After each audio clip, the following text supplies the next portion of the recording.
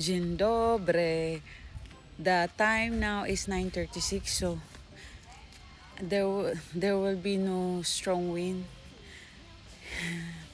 sa dagat ngayon. So magsi-surf birding ako. Nandito ako.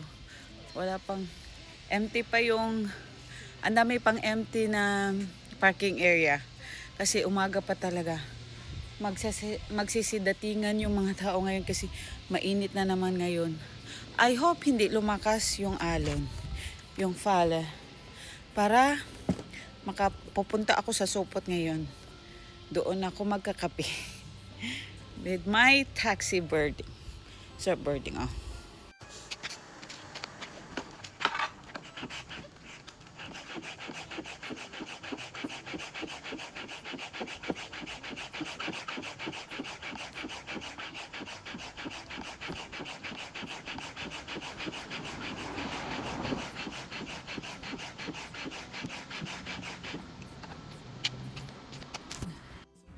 Of course, bibili tayo ng ticket kasi para hindi tayo ma-fine again kasi mahal pa yung fine kaysa ticket.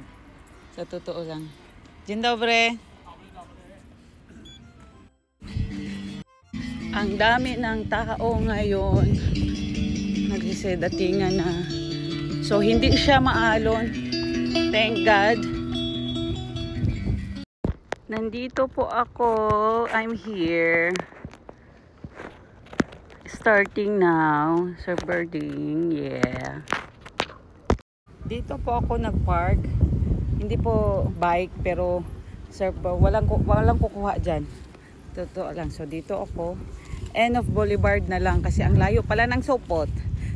So hindi ako pinapasok kasi ganito yung suot ko. Dito sa vice versa. Huwag kayong papasok pag hindi kayo nag-obra niya. Ay, hindi kayo nag-close. Huwag kayong papasok. So, nandito ako. Nakasit there. Nakapark yung boarding ko doon. Tapos na po ako magkape. So, at saka tapos na din yung time ko. So, babalik na ako doon. Ang layo pala ng Sopot. Bukas doon ako magpapark middle o sa Gidinya at saka Orwovo. Kasi malayo pala. Kung whole day okay lang. 2 hours lang hindi kaya. Ang expectation versus reality. Talaga. So mayroon din sila, napapractice din sila ng sailing dito mga bata. Malapit sa akin. Hindi ako masyado lumalapit kasi baka makadisturbo ako. Ito po yung Sea Tower. Ito po ako. Ito po yung pa ako. Ang dami na ng tao ngayon. Yung Sea Tower.